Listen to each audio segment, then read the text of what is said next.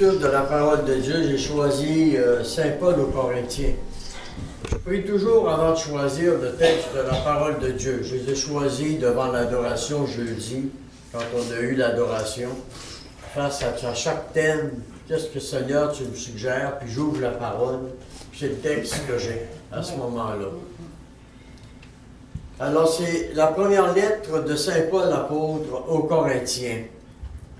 Il y a diversité de dons, mais c'est le même esprit. Diversité de ministères, mais c'est le même Seigneur. Divers modes d'action, mais c'est le même Dieu qui produit tout en tous. Chacun reçoit le don de manifester l'Esprit en vue du bien de tous. L'Esprit donne un message de sagesse à l'un et de science à l'autre. À un autre, le même Esprit donne la foi. À un autre encore, le seul et même Esprit accorde des dons de guérison. À un autre, le pouvoir de faire des miracles. À un autre, la prophétie. À un autre, le discernement des esprits. À un autre, le don de parler en langue. À un autre encore, celui de les interpréter. Mais tout cela, c'est le seul et le même Esprit qui le produit, distribuant à chacun ses dons selon sa volonté. Acclamons la parole du Seigneur. Gloire à toi, Seigneur Jésus. Je pense que c'est facile à comprendre, c'est tous les dons que le Seigneur nous donne. Et c'est le Seigneur qui choisit quel don tu as besoin. Et c'est sûr que dans les fiançailles spirituelles, ça ne veut pas dire que quelqu'un qui a un don du Saint-Esprit qui est rendu dans les fiançailles. C'est dans son travail. C'est rare les personnes qui se rendent dans les fiançailles. Sinon, aujourd'hui, qui me dit qu'il est rendu là, pas sûr, pas en tout, là. À moins d'être un grand saint, un grand mystique, en tout cas, c'est pas moi qui est là. Il n'y a pas de problème. Vous comprenez?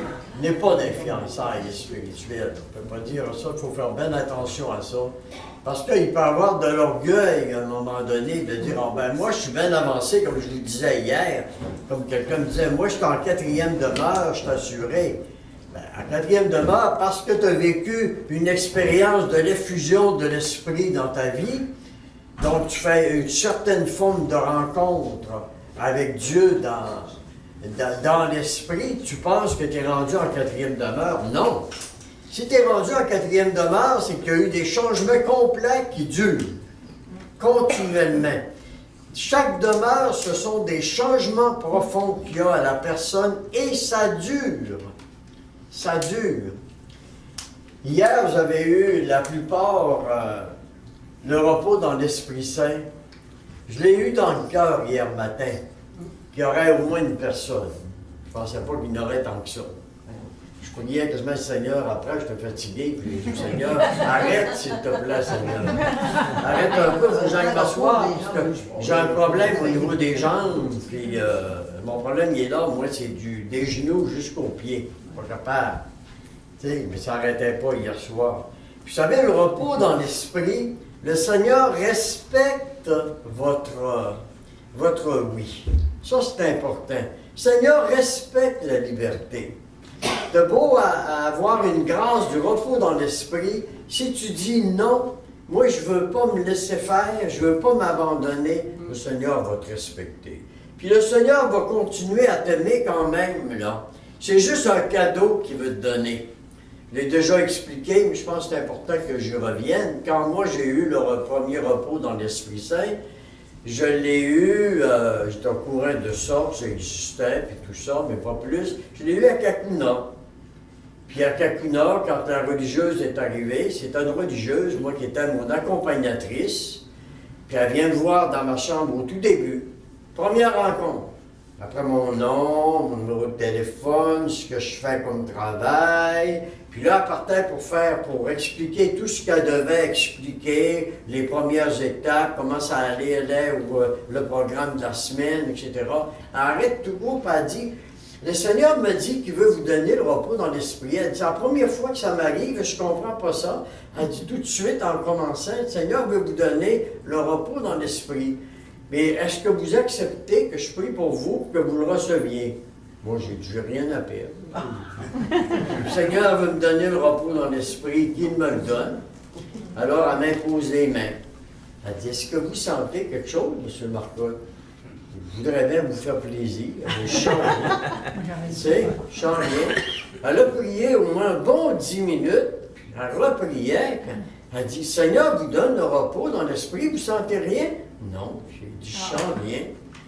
Et elle m'a dit, puis ça c'est important de noter ça, c'est pour ça que je sais que je l'ai déjà dit, mais de noter ça, c'est parce que pour avoir le repos dans l'esprit, il faut être un enfant. Il faut s'abandonner. Une grâce d'abandon. Elle dit, vous n'êtes pas assez enfant. Alors, elle dit, venez vous coucher. Je suis très gêné. Je arrive, surtout que j'arrive près de mon lit, puis là, elle ouvre les couvertes. Elle dit, mon Dieu, puis elle dit, couchez-vous. Puis là, elle me cache comme il faut, jusqu'au cou, comme un bébé.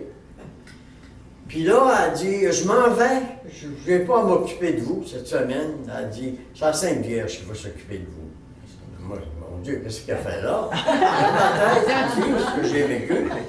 Alors, elle ferme la porte, je me ramasse tout seul. Je me dis, franchement, j'ai dit, je fais quoi? Elle m'a pas dit, j'ai le droit de me lever pour aller dîner. C'est aussi simple que ça. Moi, j'aime ça manger dans des retraites. Je suis pas en ça. Je dis ça. Il était 10h15 à peu près, puis je sais que c'était à midi. Puis elle m'a posé à quelle heure que je dois me lever. Elle m'a laissé comme ça. Elle a dit, c'est à Sainte-Pierre qui va venir. Et là, subitement, j'ai vraiment senti une grâce spéciale. Pas juste intérieure, physiquement. Je ne me suis pas tourné, parce que j'ai senti vraiment quelqu'un arriver en arrière de moi. C'était la Vierge. Et c'est elle qui m'a imposé les mains. J'ai senti vraiment que quelqu'un m'imposait les mains physiquement, là. C'est pas spirituellement.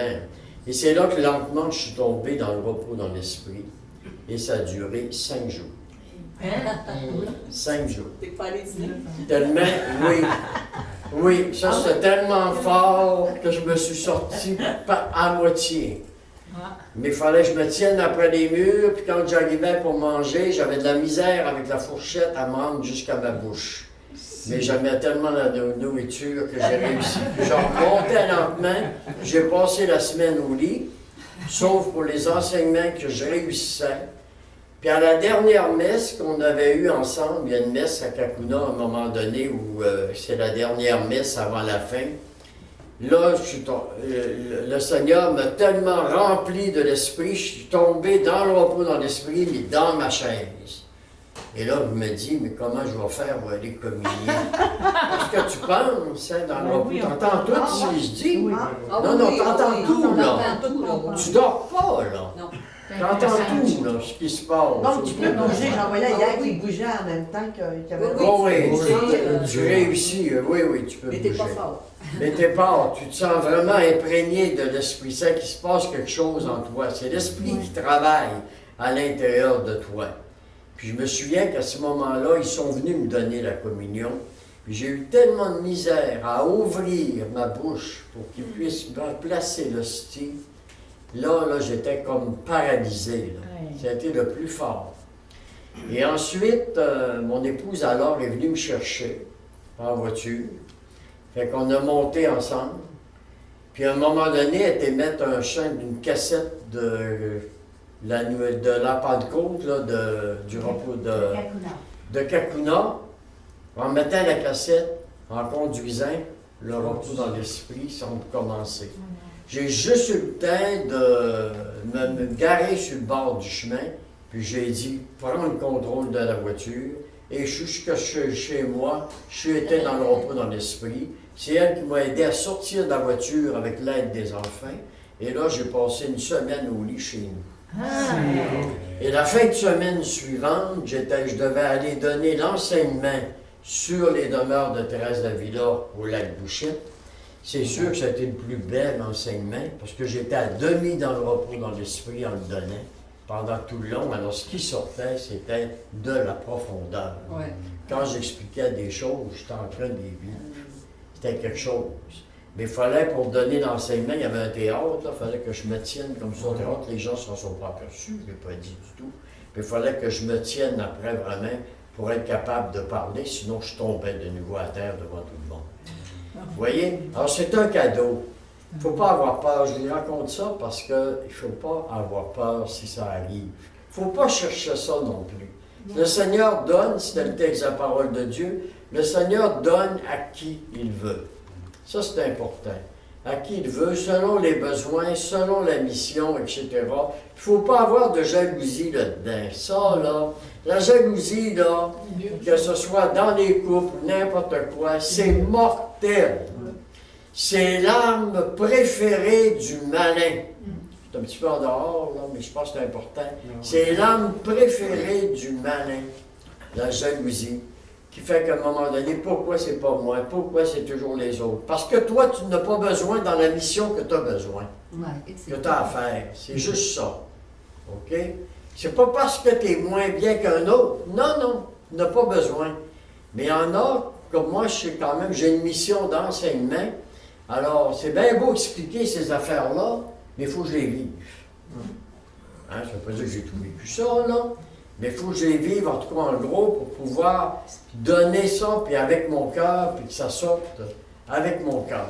Michel, je pourrais-tu prendre un petit 2 minutes pour ça? Hein? Je pourrais-tu prendre un petit 2 minutes pour Ben ça? oui. Pour témoigner de ça? Un petit 2 minutes? Elle veut témoigner. Elle veut témoigner 2 minutes. Ah!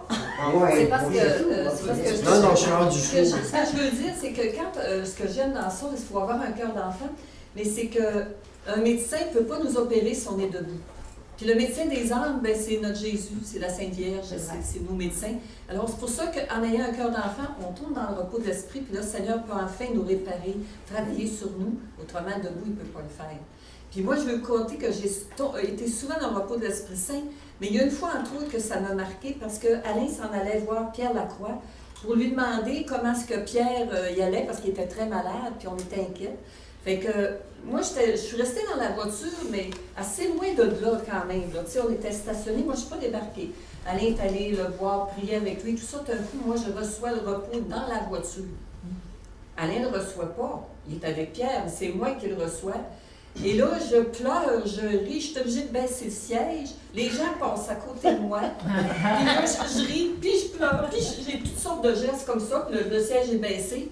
Et je reçois l'amour du Seigneur en grand et fort, mais de loin, là, tu sais, vraiment puissamment. Puis ça a duré 3 heures. Quand Alain est arrivé, il se demandait ce que j'avais là, j'avais le repos de l'Esprit Saint. Fait que c'est quand il veut, le Seigneur, parce qu'il sait qu'est-ce qu'on a à faire plus tard, puis il veut nous donner les forces pour ça. Merci. Il faut juste rajouter quelque chose. Parce Ben que... non, t'as pas besoin. Non, non, c'est...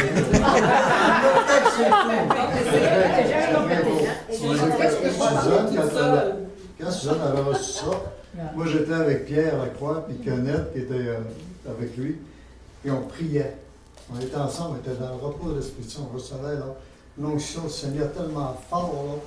J'ai été 3 heures de temps avec Pierre Lacroix, puis à recevoir le chant. Et elle a reçu par après. Et pour vous dire comment est-ce que le Seigneur est bon, moi je recevais l'onction des fois, puis je tombais les 2 pieds dans l'eau, puis je restais 1 heure de temps dans l'eau, comme ça, sans bouger. Parce que l'onction est tellement forte sur nous qu'elle nous donne tellement une grande paix en nous. C'est ça que je voulais dire. Je n'aurais pas été long. Hein? Non, c'est bien.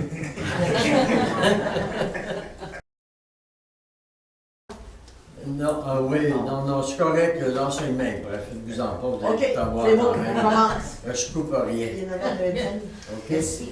Alors, on entre dans ce qu'on appelle les fiançailles spirituelles. La première chose, on appelle ça le ravissement. C'est de ça que je vais vous parler tout de suite.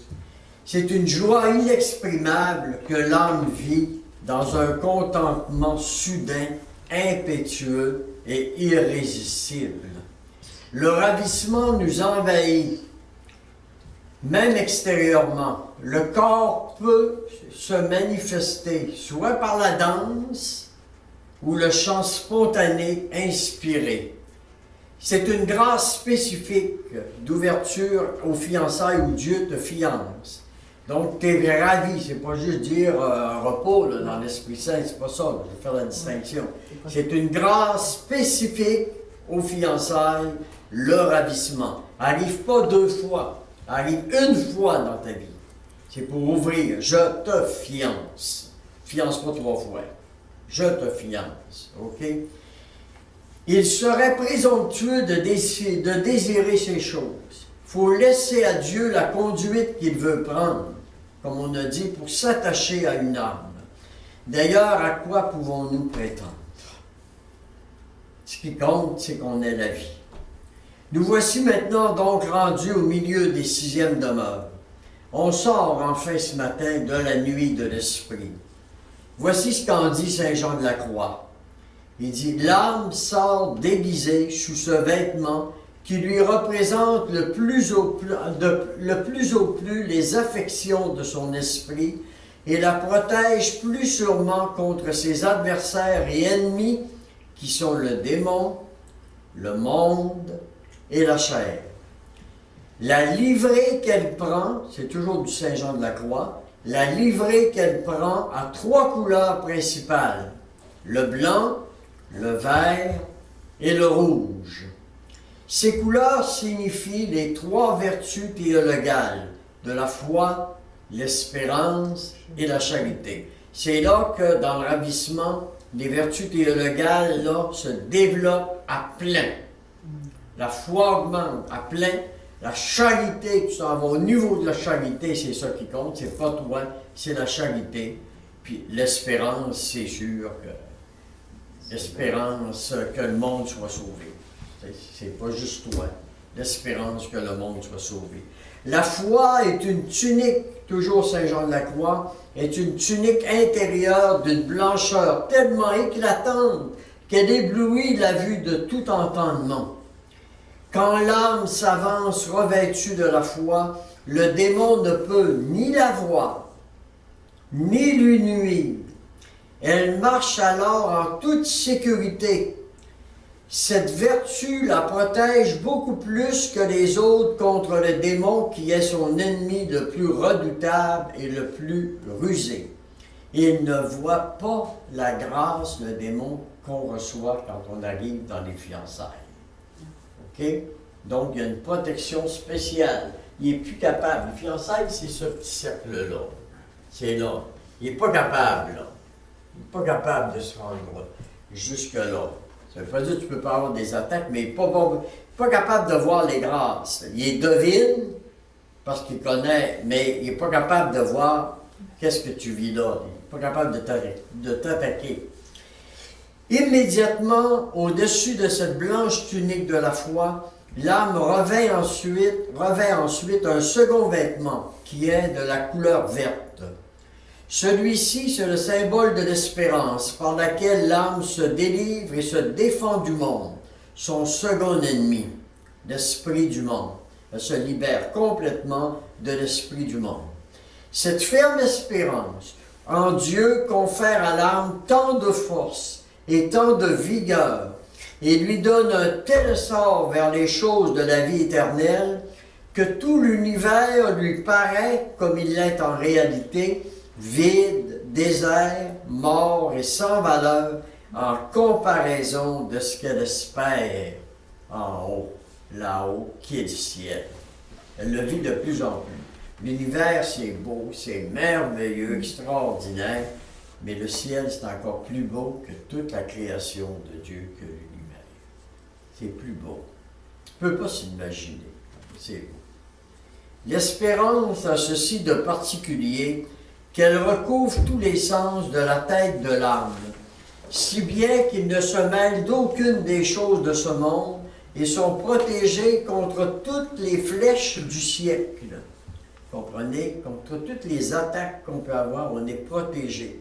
Que le siècle, là on est dans le siècle où le nouveau Dieu, c'est la raison, par exemple. Ça, c'est une flèche. Le nouveau Dieu, c'est plus moi seulement, c'est la raison. Tout doit s'expliquer par la tête.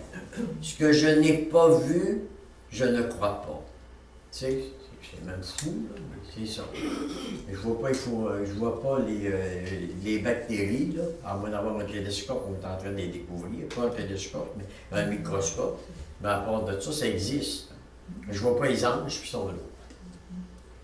Au-dessus de ses vêtements blancs et verts, l'âme en ajoute un autre, à couleur rouge, pour compléter et perfectionner ce déguisement et cette livrée. Aussi revêt-elle une toge rouge de toute beauté qui est le symbole de la charité.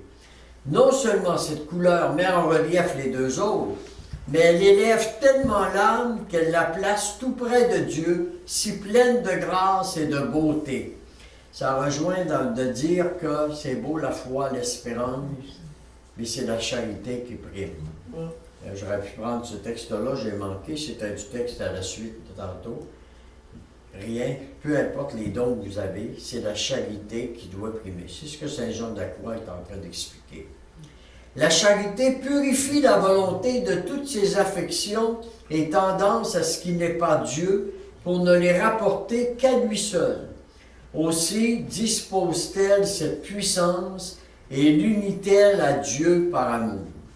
Alors ça, c'est un extrait de La nuit obscure de Saint Jean de la Croix à la page 21. Alors, ces fiançailles se produisent à la fin de la nuit de l'esprit. C'est l'achèvement de la purification. Vous n'avez plus besoin de la purification, c'est fini. Vous êtes purifié quand vous êtes rendu là. On assiste alors à une bousculade de faveurs extraordinaires, que je parlerai tout à l'heure. Le Seigneur procède par des touches fréquentes, des extases qui arrivent, des extases qui nous préparent à des visions. Pas des extases là, comme dans la nuit de l'esprit. Hein? L'esprit, c'est comme un déséquilibre, l'extase, parce que la personne est faible. Mais là, les extases qui arrivent dans le monde des fiançailles, c'est pour nous donner, quand on a une vision, on tombe souvent en extase. On est saisi par la vision. On n'est pas capable de regarder autrement. Alors, on va revenir là-dessus aussi. On parle ensuite de parole intérieure. Je vais tout expliquer ça tantôt. Parole extérieure, vision imaginative, vision intellectuelle, parfum mystique. C'est une grâce qu'on a ici qu'il y en a que vous sentez le parfum. Quand il y en a, comment il y en a des personnes qui ne sont jamais venues ici, qui viennent des fois dans le jour, en après-midi, ça sonne à la porte, et dit mon Dieu, ça sent donc bon ici. J'ai dit, oui, qu'est-ce que vous sentez? On dirait que ça sent la rose. Ah oui? J'en dis pas plus. Mais pour moi, c'est un signe. Tiens. Il dit, ici, il se passe quelque chose de spécial ici. Il dit, je sais pas quoi. Personne n'a jamais mis les pieds, là. C'est immanquable quand je reçois des gens. Je dis pas un mot. Je reçois la personne, puis c'est tout. Elle a eu son signe. Il y a quelque chose de spécial ici. Elle le sent. Il y a la bilocation chez les apôtres, etc. Bref, toutes les délicatesses qu'un fiancé va apporter à sa fiancée. Alors, comment ça se passe? Là, on va tomber dans le concret un peu plus. Comment ça se passe? Voici, selon sainte Thérèse d'Avila, l'époux ordonne la fermeture des portes des demeures, et même celle du château et de l'enceinte. Car lorsqu'il veut enlever cette âme et la ravir, elle perd la respiration, plus capable de respirer. Et même si elle garde un peu plus longtemps l'usage des sens, il lui est totalement impossible de parler. C'est une grande extase. Ça commence par une grande extase. C'est ce qu'on appelle le ravissement à la place de l'extase. Okay? C'est l'expérience du ravissement. Mais parfois aussi, tout s'interrompt soudain. Les mains et le corps se refroidissent à tel point qu'elle croit être privée d'âme, et qu'il arrive même qu'on ne perçoive plus son souffle. Elle paraît morte, on n'entend plus respirer. C'est bref, car dès que ce grand ravissement se relâche, le corps semble se ressaisir un peu. Il reprend haleine pour mourir à nouveau et donner à l'âme un supplément de vie. Quand l'âme revient à elle, quelle confusion est la sienne. Quel immense désir elle a de s'employer au service de Dieu de plus en plus. De quelque façon il veuille l'utiliser. Je voudrais avoir 1000 vies pour pouvoir les donner au Seigneur, au service du Seigneur. Je ne demande pas de mourir, là. Je demande au Seigneur, donne-moi la vie le plus longtemps pour que je puisse annoncer l'Évangile le plus longtemps possible. Okay. Ça me dit dans le cœur en même temps. T'auras pas le choix de continuer. On va pas arrêter.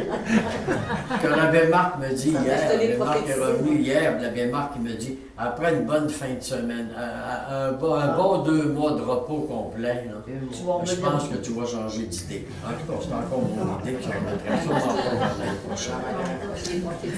Le désir de faire pénitence est immense.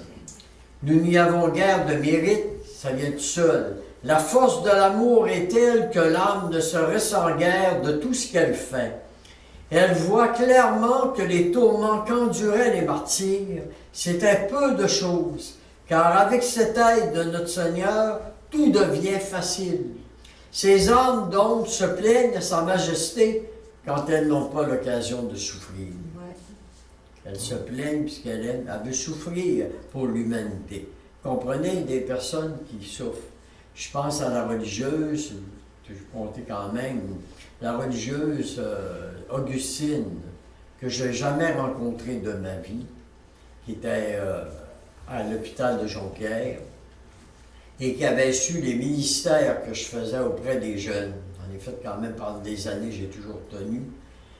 Et elle avait dit à Patrick Landry, entre autres, qui allait souvent la voir parce qu'il était proche, il avait parlé de moi, a refusé tout médicament. Elle était prise d'un cancer. Tout médicament. Elle voulait souffrir spécialement pour ma mission. À moi. Et quand j'ai été, c'est une sainte, sœur Yvonne Bilodeau. Et quand j'ai été à ses funérailles, les sœurs Augustine m'ont invité, M. Marcotte, c'est important que vous veniez à ses funérailles. Alors là, même les sœurs ne comprennent même pas. Normalement, quand tu fais, il y a une procession, ils m'ont placé immédiatement en arrière de sa tombe. C'est moi qui étais en premier, les parents en arrière de moi. J'ai expliqué ça aux sœurs après. J'ai dit, pourquoi vous avez fait ça? Je ne sais pas, ça m'est venu dans le cœur, ça a été placé comme ça, c'est vous. Parce que j'étais son âme pour qui elle avait prié. Et ça faisait au moins 3-4 jours qu'elle était décédée quand j'y étais au salon, puis j'y ai touché pour prier pour elle. Normalement, vous touchez, le corps est froid, là. Hein? Là, c'était chaud comme si elle était vivante. Son bras, tout comme. Touchait son bras, là, comme si elle était vivante. Vous voyez, ça existe, hein? Alors donc, on tombe maintenant dans les faveurs extraordinaires. On va expliquer ça un peu. Quelles faveurs extraordinaires? D'abord, on peut avoir des paroles intérieures. Encore là, je répète, pour être clair, c'est pas parce que tu as des paroles intérieures que tu es d'influençable. Mais d'influençailles, c'est comme. Okay? C'est pour ça que quand on dit on dit, bon, il faut faire attention aux mystiques, puis tout ça, là. Tu sais, dans ce temps-là, on veut toujours une petite référence à ce que je donne, là. Parce que, moi, je l'aime beaucoup, mais il est choisi par l'évêque pour surveiller que tout se fait ici, puis que mes paroles, que je dis, que tout est correct. C'est lui qui va dire à l'évêque ensuite ce qui se passe, qu'à un moment donné, ce soit reconnu. Il faut que ça se fasse. Tu sais, il me l'a dit lui-même, tout ça. Tu sais. Mais là, ce n'est pas des révélations privées ordinaires que je vous donne là. Ce que je donne là, c'est la doctrine de Saint Jean de la Croix et Sainte Thérèse d'Avila. Et Sainte Thérèse d'Avila et Saint Jean de la Croix sont maintenant des docteurs de l'Église. Ça veut dire digne d'être enseigné, donc digne d'être cru. Contrairement à d'autres mystiques, des reconnus comme des saints, ça c'est des paroles qu'il faut faire attention, même si c'est des saints. Faire attention, ce sont des révélations privées. Ça ne veut pas dire que c'est mauvais, mais il faut être prudent, puis il faut que quelqu'un ait une formation théologique un peu pour être capable de voir s'il y a quelque chose qui débalance dans ça. Parce que dans toute révélation privée, le démon peut s'infiltrer et donner des fausses choses. Il sait où entrer. Puis surtout, si tu aimes les révélations privées, le démon va t'en donner. Bien plus que Dieu va t'en donner. Si tu cours après ça, tu vas en avoir plein. Mais tu vas croire que c'est Dieu. T'sais. Un exemple, par exemple, quelqu'un qui venait ici, là, je ne le nomme pas, là, mais je veux pas. Mais c'est juste donner un exemple. Là. Ah, Dieu, il est en moi. Dieu est tout le temps en moi. Michel, je vais commencer à venir à la Salette. J'ai dit, oh, je suis bien content de te voir ici. Oui, parce que Dieu me dit qu'il fallait que je vienne ici. J'ai dit, c'est parfait. Elle a dit, tu sais, moi, Dieu me parle toujours. J'ai été chanceuse, moi, il ne me parle pas toujours. Mais, t'es chanceuse, Dieu me parle toujours. Ah oui, puis plusieurs fois par jour. J'ai dit, bravo, bravo, merci Seigneur. Tu sais, dans ma tête, attention. Puis à un moment donné, elle m'arrive, puis elle me dit, je ne peux plus aller à Salette. Ah non? Non, Dieu il me dit ce matin, là, il ne faut plus que tu te rendes à la Salette. Il ne faut plus que tu y ailles là. Voyais-tu un peu l'incohérence qu'il y a? Puis cette personne-là, c'est une très bonne personne, c'est une grande priante, mais elle se crée. Elle se crée. Puis à un moment donné, j'ai juste dit, es-tu sûr que Dieu ne progresse pas comme ça? Ah, M. Marcotte, vous ne le savez pas. Non, non, moi, là, c'est sûr, sûr, sûr. Bon, quand tu es borné, là, excusez, mais quand tu es borné là, face à ça, bien là, Dieu ne peut rien faire. Alors là, le démon va venir en masse. Il va t'en donner plein de fautes, puis il va empêcher la personne de progresser dans la vie intérieure. Alors, les paroles intérieures, ces paroles sont des actes. Ça, c'est important. Il suffit d'entendre comme « n'aie pas peur », c'est une parole intérieure, pour s'apaiser. Tu deviens tout de suite, même si tu es nerveux, tu entends « n'aie pas peur », ça vient de Dieu, pas de ta tête, tu vas avoir la paix immédiatement. Sentir une grande paix. L'âme se retrouve dans une grande quiétude, prête à louer Dieu en tout temps. Ces paroles, quand c'est des paroles intérieures, ne s'effacent jamais de la mémoire avant fort longtemps. Elles nous insufflent, si c'est pour le futur, une immense certitude que tout va se réaliser. Des doutes peuvent parvenir par la suite, mais les doutes ne demeurent pas. Malgré tous les revers qui devraient lui faire admettre que ses prédictions sont irréalisables, il lui reste, je ne sais quoi, une étincelle d'espérance si vive que même tous les espoirs, si tous les espoirs étaient morts, il lui serait impossible d'admettre que cette certitude n'est pas vivante. Si ces paroles naissent de l'imagination, par contre, on ne remarque aucun de ces signes, c'est-à-dire la paix. On ne connaît pas la joie intérieure, on n'a pas la certitude. Moi, hier matin, je me dis, oui, j'en ai eu une parole intérieure. Quand ça me dit, ce soir, le Seigneur voulait que je vous en parle, c'était pas prévu. Ce soir, il va y avoir au moins une personne qui va vivre le repos dans l'esprit. C'est pour ça qu'il fallait que je vous prépare au repos dans l'esprit. Je n'ai pas ça, ça m'est venu de façon très claire. Il y en a eu plus qu'une, là. Dieu Seigneur, c'était la multiplication des pains. Alors, parole intérieure. Parole extérieure, maintenant, qu'on entend par les oreilles. L'exemple, Gérard Marié, l'abbé Gérard Marié, sa conversion. Vous savez l'histoire de Gérard Marié, il s'en va à à Saint-Benoît-du-Lac. Il avait décidé qu'il deviendrait laïc. Il ne voulait plus rien savoir de la foi. Il ne voulait plus rien savoir de Dieu, plus rien de la... En tout cas, j'essaie d'aller vite là, parce que je ne suis pas avancé dans mes affaires. Mais c'est pas grave, je trouve que c'est important que je vous le donne. Gérard Marié, il arrive, puis là, à un moment donné, les prêtres, les pères vont le voir, puis il dit à Gérard, il dit, pourquoi tu ne viens pas célébrer avec nous au moins cette fois-là? Non, non, non, non, non, non. Je m'en vais m'asseoir dans le public, puis on était vers la fin de sa semaine de réflexion. Puis il dit, moi, il dit, c'est bien de valeur, je deviens laïque après. Même après réflexion à Saint-Benoît. Et là, à un moment donné, la messe commence, et au cours de l'Eucharistie, il entend Gérard, Gérard, par ses oreilles, c'est tout. Gérard, qui suis-je pour toi? Qui suis-je pour toi? Et c'est là qu'en même temps, la parole a fait son effet. Conversion.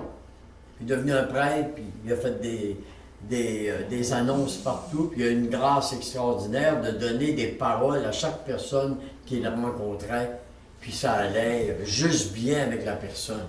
C'est des paroles intérieures. Il faisait semblant de se servir d'un petit livre, il ouvrait un livre, mais il ne prenait pas ce qu'il y avait dans le livre.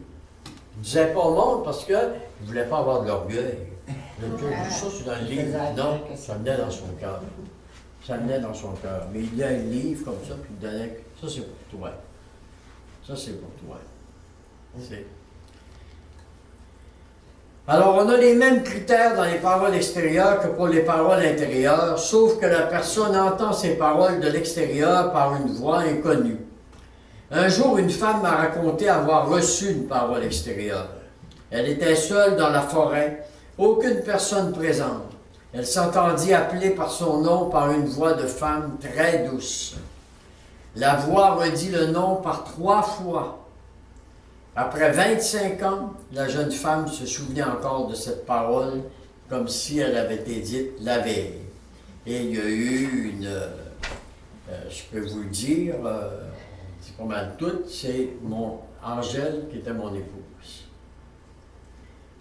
La Vierge lui disait, une parole intérieure, laisse ton linge, entre, va rejoindre le groupe où on était en train de prier. Puis c'est le soir où j'ai eu ma parole intérieure. En passant par Grenoble, vous vous rendrez à la Salette. Et là, je vous adresserai. Vous connaissez toute la suite. Je vous ai raconté aussi plus haut le récit d'une jeune étudiante que j'ai appelée pour la cause Madeleine. Elle répondait à tous ces critères. On pourrait donner aussi l'exemple de saint Augustin, qui a entendu un jour cette parole. Prends et lis. Comme ça que ça a commencé la conversion de Saint-Augustin. Il était tout seul dans sa chambre. Prends et lis. Alors il prit la parole de Dieu, et c'était des œuvres de la chair, etc. Et en même temps, vous voyez, l'effet immédiat, pas juste entendre la parole, l'effet. Transformation complète de Saint-Augustin. D'un grand pécheur, un grand saint. Ça peut aller très vite à un moment donné. Très vite. Alors, c'est ça. Vision intérieure maintenant. L'âme est très éloignée, dit Sainte Thérèse, de l'idée de voir quelque chose. Il y en a qui disent, moi je me force un peu, là. Oh, j'aimerais ça, Seigneur, avoir des visions, une vision intérieure. Montre-moi un peu. Qu'est-ce que tu attends de moi, Seigneur? Qu'est-ce qui va se passer dans l'avenir? Quand est-ce que les catastrophes vont commencer? Là, tu forces, pas Dieu. Tu peux voir quelque chose? Démon. Parce que ça vient de toi. C'est toi qui demandes. Voyez-tu la différence? Avec Dieu, c'est Dieu qui décide, sans que tu le demandes. L'âme est très éloignée de l'idée de voir quelque chose, cela ne lui vient même pas à l'esprit. Et soudain, la vision se présente tout entière. L'âme garde un certain temps la certitude que cette faveur lui vient de Dieu. Plus on lui dirait le contraire, moins on pourrait la persuader de craindre d'avoir été trompée. Elle a une certitude. Tout va arriver. Quand ça arrive, il n'y en a pas beaucoup de ça. Mais il y en a. Alors ça, une certitude, tu ne te tromperas pas. Moi, à un moment donné, un exemple, je donne beaucoup d'exemples, ça vous ennuie du monde. C'est sûr que j'ai beaucoup de choses. À un moment donné, il m'arrive, vous connaissez, il vient me voir, il était découragé, il dit « Michel, j'ai des problèmes avec ma maison. » Puis il avait une maison chez Chicoutimi-Nord, Puis il dit, ma maison, il dit, il faut que je la vende à tout prix. Puis rapidement, puis afin d'éviter bien des problèmes, il y avait plein de choses là. Puis il dit, tu veux-tu prier pour que je puisse vendre ma maison? Alors je me mets à prier avec lui, devant la Vierge, la statue en bas, de la Salette. Et je lui dis, on était le vendredi, ça ne sera pas long, en fin de semaine, ta maison va être vendue. Le lundi matin, il m'appelle, il dit, Michel, je veux t'annoncer que ça s'est réalisé, ma maison est complètement vendue.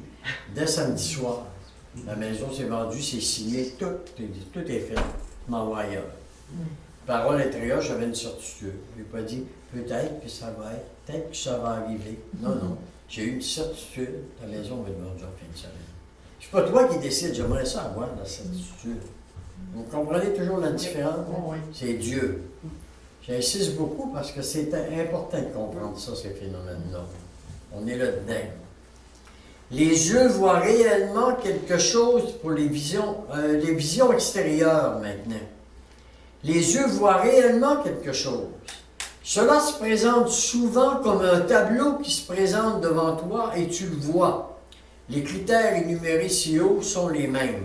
Tu as une certitude et tu vois directement par tes yeux. Okay? Ensuite, vision intellectuelle.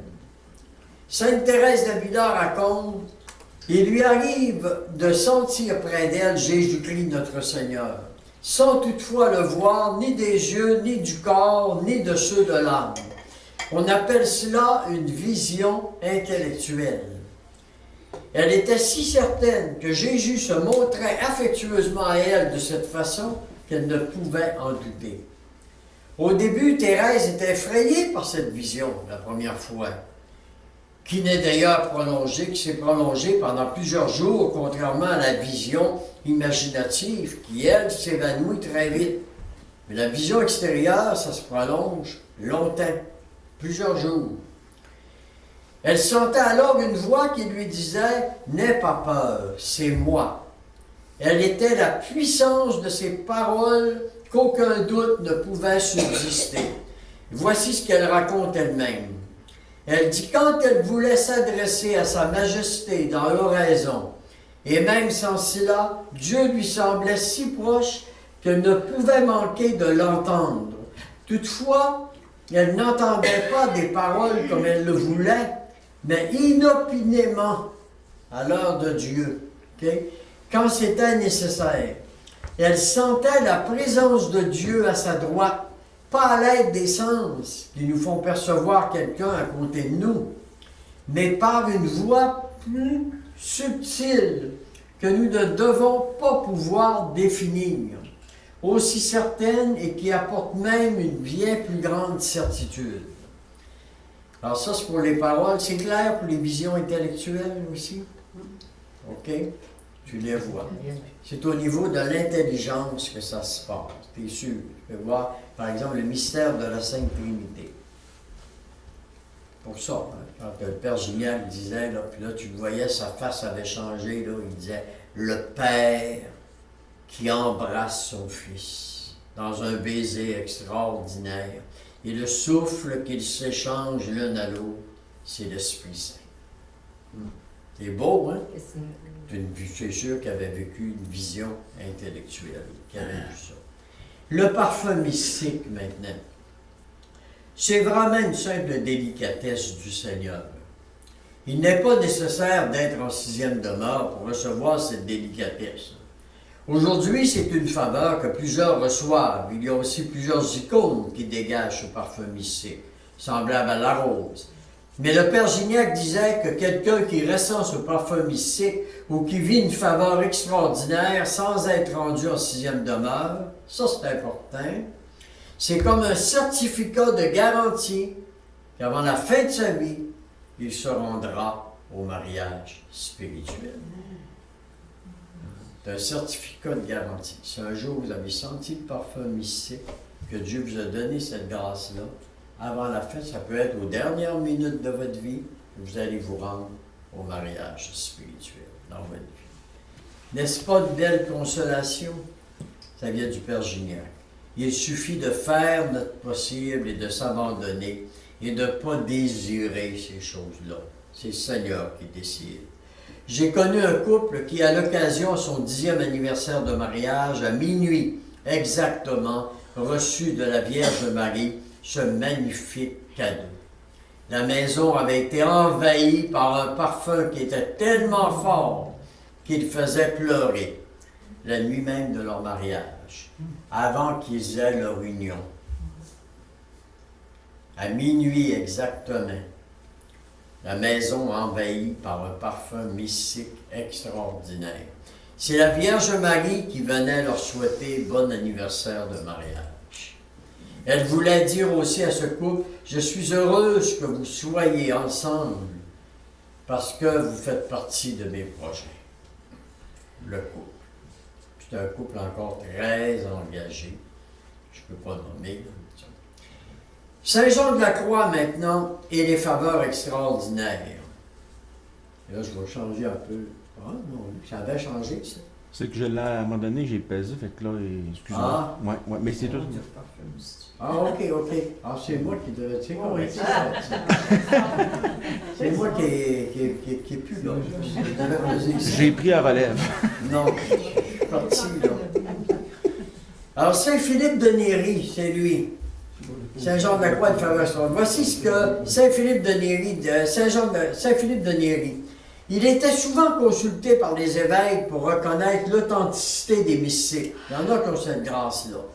Les évêques les envoient vérifier donc. C'est-tu un vrai mystique, ça, ou un faux mystique? Okay. La pratique de l'humilité et de l'obéissance lui permettait de tester infailliblement les faux mystiques, car le démon est orgueilleux et indépendant. Un jour de l'année 1560, les cardinaux étant divisés au sujet d'une religieuse qui avait des visions, et comme on sollicitait son avis, il vit arriver cette religieuse.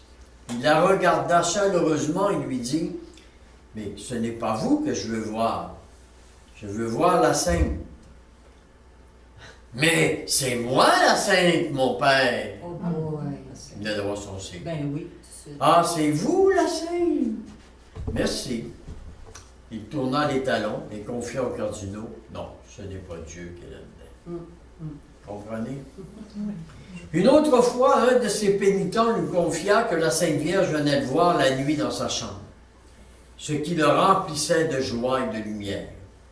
Alors Philippe de Néri de lui dire, « Écoute, la prochaine fois qu'elle viendra, tu vas lui cracher au visage. » La nuit suivante, l'apparition lui parla de Dieu.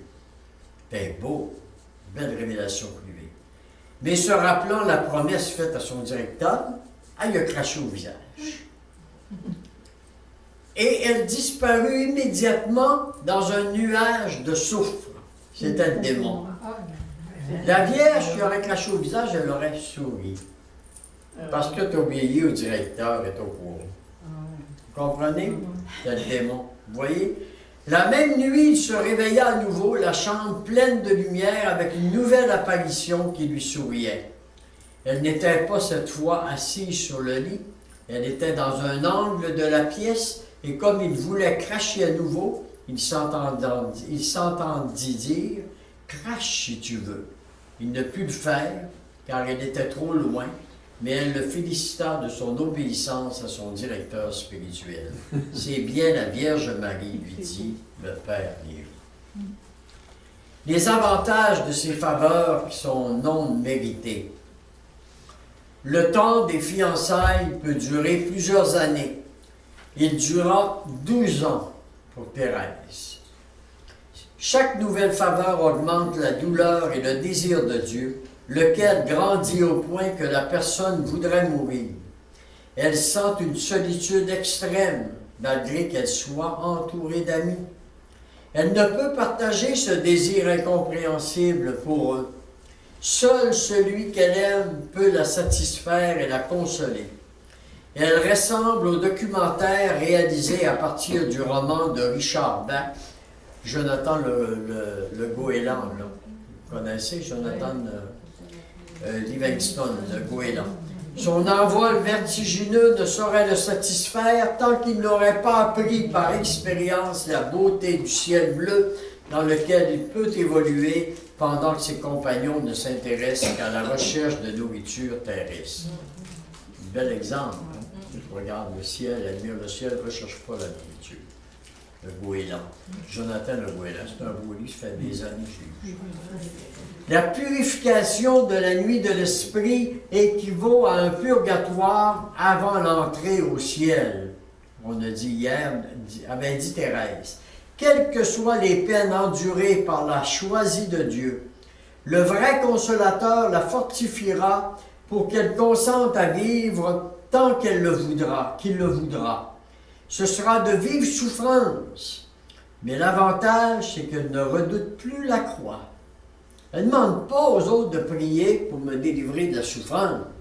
Elle demande la souffrance. Elle demande la croix. Okay?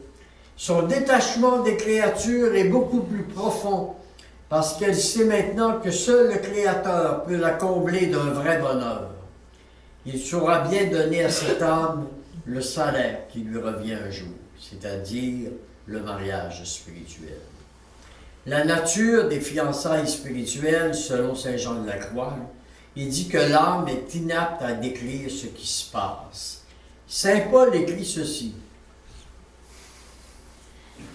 Ça, c'était le ravissement de Saint Paul. Saint Paul a vécu les fiançailles.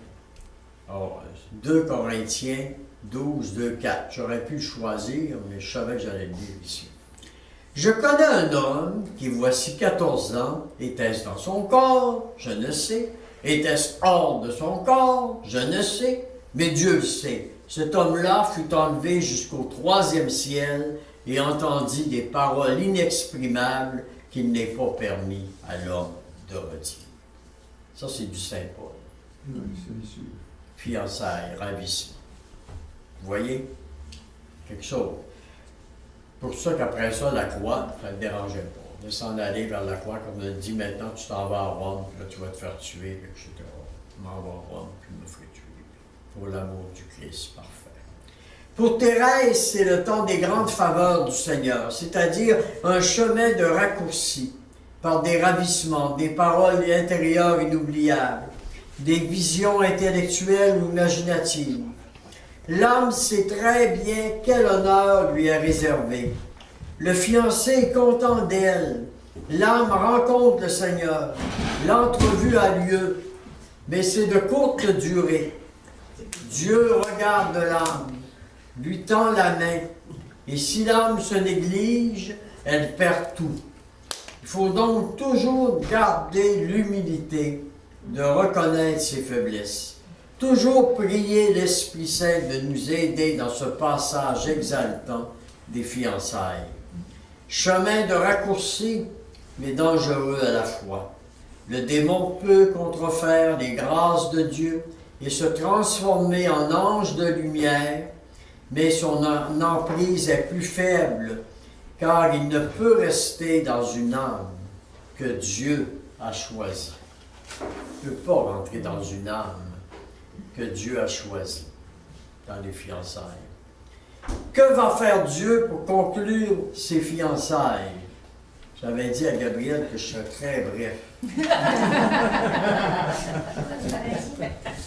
Qui serait bref? Qui serait bref? J'avais dit que ça serait très bref, mais c'est... On n'est pas pressé. Le mariage spirituel devrait être plus. Notre messe est faite, on n'est pas pressé. Que va faire Dieu pour conclure ses fiançailles? Il va d'abord donner du courage, car épouser le grand roi dépasse notre faible nature. Il va donner des faveurs, ravissements inoubliables, visions, tout ce dont nous venons de parler et que l'âme ne peut expliquer, mais qui reste bien gravé en son cœur. Elle ne pourra jamais oublier ce grand bonheur. Dieu est là et cela me suffit. L'avantage des faveurs, je suis rendu que j'oublie complètement de lui donner ça.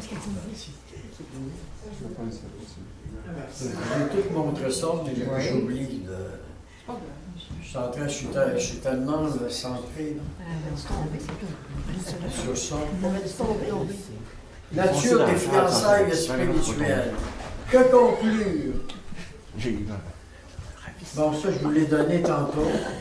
Comment faire Dieu maintenant pour conclure ses fiançailles? Il va d'abord donner du courage, que je viens de vous lire, là. OK? Cette personne découvre peu à peu le royaume que Jésus lui a mérité. Or, ce royaume, c'est Dieu lui-même. Il ne permet pas que l'âme soit troublée. Il ferme toutes les portes des demeures du château, sauf la sienne, celle du centre trinitaire, c'est-à-dire du mariage. Mais il ferme toutes les autres portes. Il ne peut plus reculer, là. C'est ça que ça veut dire, fermer les portes. Recule plus, là. C'est fini. Là, tu es rendu là, c'est sûr que tu ne reculeras pas. Là. Mais il ferme la porte du mariage encore. Et puis, les portes avant, ça, c'est fermé. Tu ne peux plus aller là. C'est fini. C'est dépassé. Le ravissement que l'âme éprouve est comme une sorte d'extase de courte durée. Elle est dégagée de l'usage de ses sens internes. La mémoire, l'imagination et l'entendement restent enivrés. Ces sens peuvent rester un ou plusieurs jours comme endormis par rapport à ce qui se passe alentour. Il n'y a plus que l'amour de la volonté et l'âme est prête à tout pour plaire à son fiancé. Dieu peut aussi agir autrement pour fiancer une âme. C'est lui l'époux et c'est lui qui choisit son épouse. C'est lui qui choisit son épouse. Donc, pas de jalousie. C'est dans son plan. Puis tout le monde est égal et tout le monde est aimé de façon égale selon notre mission. Ça, c'est important qu'on comprenne ça. Les désirs de faire pénitence, je l'ai dit tantôt, c'est parce que je répète là, sont très vifs et doivent être contrôlés. Mais ces ravissements, de quelque durée qu'ils soient, n'empêchent pas la personne d'accomplir parfaitement son devoir d'État. Même si elle est très malade parce qu'elle a un désir de faire pénitence, le devoir d'État va primer en tout, en premier. Cependant, il est rare que des compagnes ou des compagnons de travail ne perçoivent pas qu'il se passe quelque chose d'exceptionnel chez cette personne. Cela transparaît dans tout son être et son agir. Quand l'âme est objet des emprises de l'esprit, il lui faut du courage pour correspondre à ses faveurs, parce qu'elle perçoit toujours mieux son indignité devant la grandeur infinie de ce Dieu amour.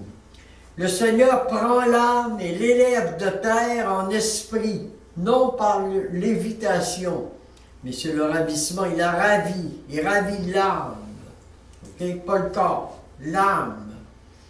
La nuée divine emporte l'âme vers sa source. Dieu commence à lui découvrir quelque chose des splendeurs du royaume. Dans ces ravissements, le corps semble comme délaissé, débarrassé de toute lourdeur en partageant ses joies spirituelles. Ce ravissement est différent de l'extase, je l'ai dit tantôt, des demeures précédentes. Dans cette forme de ravissement, rien ne paraît extérieurement. La personne n'a aucun moyen d'y résister. Là, tu n'as pas la liberté. Là. Le Seigneur, il a vu jusqu'à quel point tu as employé ta liberté. Mais là, tu n'as pas le temps de penser. Ça t'arrive, paf, tout d'un coup, une seule fois dans ta vie. L'expérience du ravissement. Elle anime les facultés, son esprit. L'âme ne quitte pas son corps. Mais elle anime les facultés, son esprit, sa pensée peuvent en sortir pour aller bien au-delà, car elle est en relation intime avec Dieu. Dieu prend l'esprit purifié, la partie la plus spirituelle de l'âme, pour se l'unir. Les deux esprits sont unis. La rencontre terminée, l'esprit revient dans son corps. Les deux amours sont réunis dans une promesse de mariage au sommet de l'amour, quand l'homme ne s'aime plus que pour Dieu, selon saint Bernard. Notre joie ne sera pas tant d'apaiser nos besoins, ni d'assurer notre bonheur, que de voir l'accomplissement de sa volonté en nous et pour nous. On va voir les joyaux des fiançailles maintenant. L'âme reçoit de son bien-aimé des richesses et des joyaux incomparables, dit Jean de la Croix. Elle y trouve le repos des lumières extraordinaires sur Dieu. Une petite erreur, Oui, là, avec un gros D. minuscule. C'est comme si Dieu soulevait le voile de sa divinité pour que l'âme puisse le voir un peu avant de le goûter au ciel. C'est pas encore la vision béatifique, celle-là ne sera donnée qu'après notre mort seulement, la vision béatifique. Même au mariage, on n'a pas la vision béatifique, quand on meurt, quand on part. Le bijou le plus précieux de cette dot est d'amour et l'amour d'alliance, pleine de compassion et de miséricorde du cœur de Jésus. Martyr de douleur et de délices tant tout à la fois, le degré de profondeur de l'union des 4e et 5e demeures, c'était très différent. C'est pas comparable. L'âme se sent tellement indigne. Joie et paix cohabitent en elle. Et malgré la souffrance de savoir son bien-aimé qui est tant offensé, mal aimé ou pas aimé du tout, elle souffre de ça, que le Christ n'est pas aimé. Le Christ n'est pas aimé. Elle voudrait changer le monde, mais elle ne peut rien faire autre que prier, adorer, aimer. Prier, adorer, aimer. Prière de substitution, pourrions-nous dire. L'engagement des fiancés.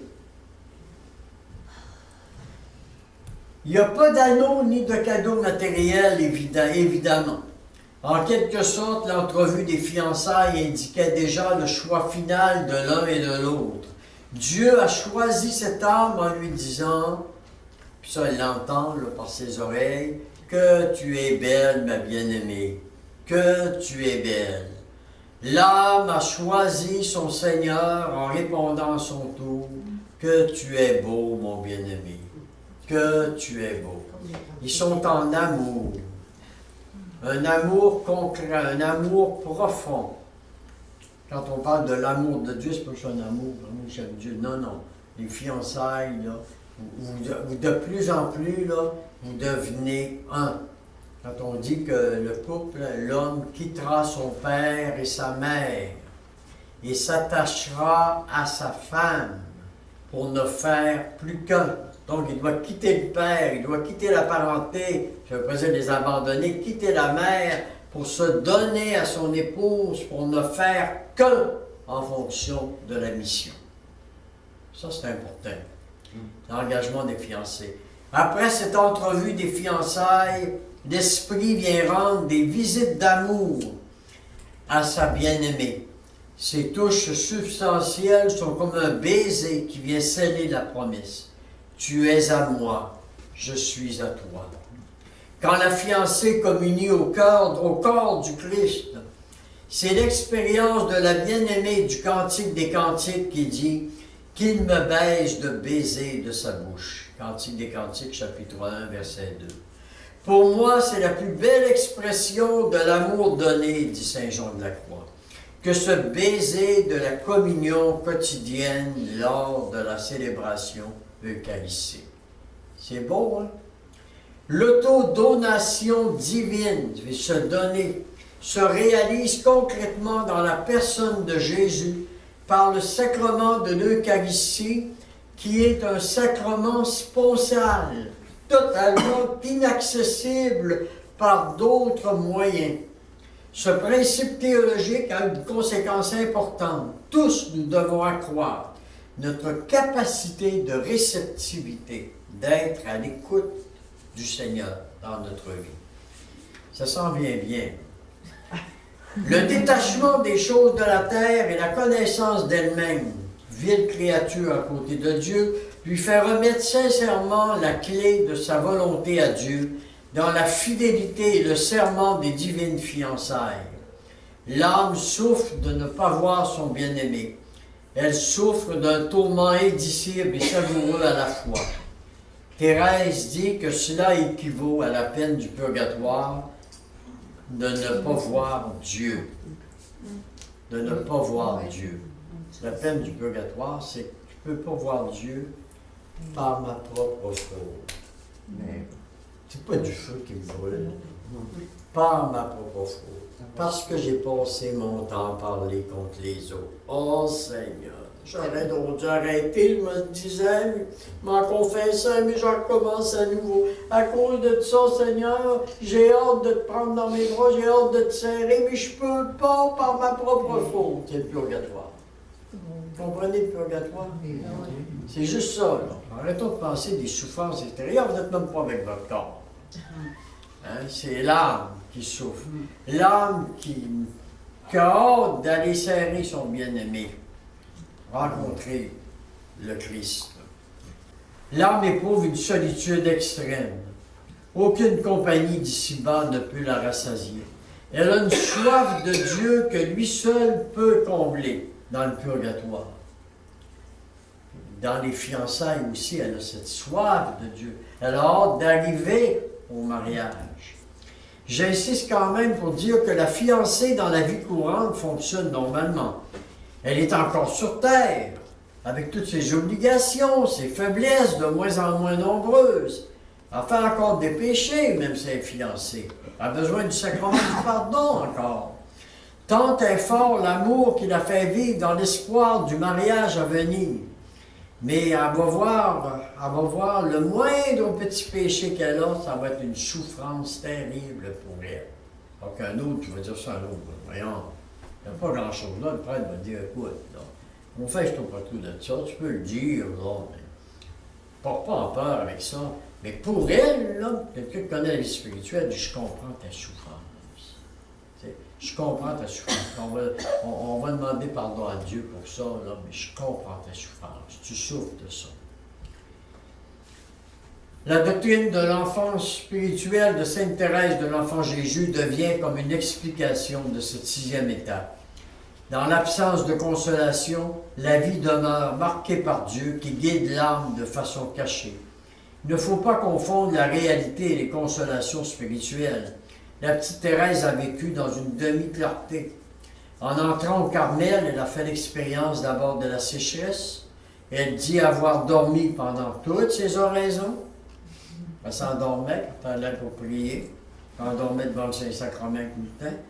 Et se consolait en pensant que les parents aiment bien leur enfant quand il dort. Hein?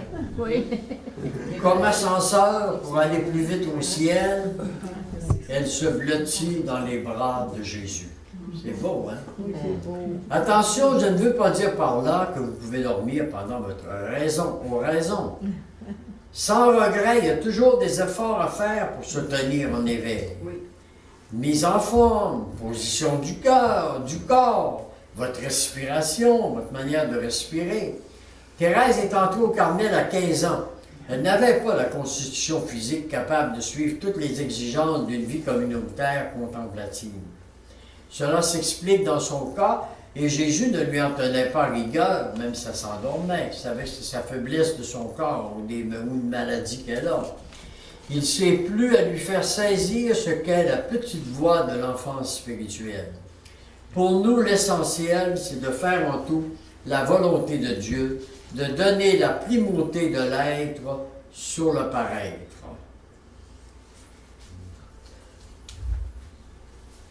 Ah, vas-tu finir? Cherche. Donc, on va aller au niveau des dons qui sont donnés, qui sont développés. Le mot, les dons d'intelligence. OK? Le don d'intelligence, le mot intelligere, ça donnait beaucoup ça dans les fiançailles spirituelles. Ça vient du latin, ça signifie lire au-dedans par une connaissance intime. C'est ça l'intelligence, le don d'intelligence. Lire au-dedans par une connaissance intime. Il s'agit donc, lorsqu'il est question du don d'intelligence reçu par l'Esprit Saint, d'un perfectionnement de la foi dont les vérités deviennent plus intimes et plus lumineuses. Sainte Thérèse dit ceci: quand Dieu le veut, il donne à l'âme de quoi contempler sans qu'elle ait besoin de raisonnement et de discours. Les psaumes lui découvrent leur sens caché, lumineux, en un instant, surtout à travers les psaumes.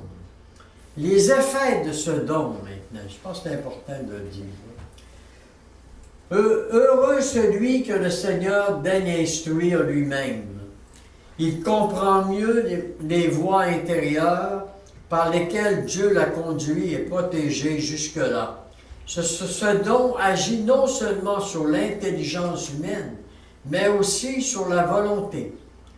En comprenant mieux les agirs de Dieu, la volonté a plus de force pour accomplir cette divine volonté. À la Pentecôte, par l'apparition des langues de feu, les apôtres ont reçu le don d'intelligence, avec le charisme d'évangélisation qui leur donna la lumière et les mots qu'il leur fallait pour répandre la bonne nouvelle. Et ils ont eu tellement, vous voyez, la transformation qu'ils ont eue après la Pentecôte. Ils ne comprenaient rien. Ils ont eu des enseignements pendant 3 ans de temps. Quand est-ce que vous avez vu les apôtres répéter les enseignements de Jésus? Ils ne comprenaient rien. Puis quand il y a eu la Pentecôte, le don d'intelligence s'est développé. Et le don d'intelligence fait que ça reste imprimé. C'est un don de Dieu. Donc ça ne porte pas.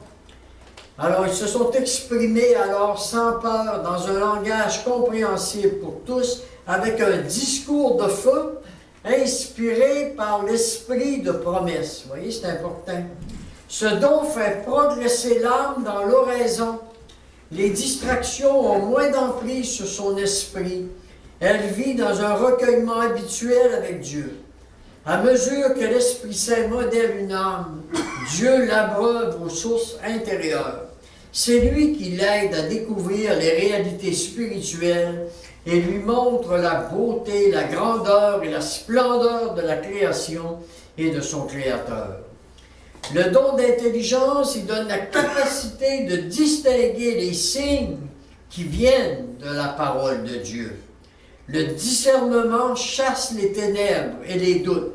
Il renforce les vertus théologales et les vertus cardinales reçues au baptême. Et on va terminer par les moyens pour obtenir l'efficacité de ce don. Premièrement, développer l'esprit de foi, détrôner les doutes par la confiance. Doute de tes doutes, et ne doute jamais de ta foi. Moi, te dis ça. Doute de tes doutes. Jamais oublié cette parole du Père Julien. Doute de tes doutes, et ne doute jamais de ta foi. Premier moyen pour obtenir l'efficacité de ce don. Deuxième, se soumettre aux vérités révélées en toute humilité. L'orgueilleux veut comprendre pour croire. L'humble croit pour comprendre. Voyez la différence? L'orgueilleux veut comprendre pour croire. Je comprendrai, je vais croire. L'humble, il croit pour comprendre. Comprend ensuite. La double soumission de l'esprit et du cœur, c'est la preuve la plus certaine d'une vraie et sincère humilité. Un acte d'humilité par l'aveu de ses erreurs fera jaillir beaucoup plus de lumière intérieure. Tout est une question d'humilité profonde. Troisièmement, la pureté du cœur à cultiver. Celui qui n'aime que Dieu et tout le reste en Dieu et pour Dieu jouit de la béatitude des cœurs purs. Quatrième point, je vais vite là, mais vous savez, on a la chance, en tout cas, d'être filmé.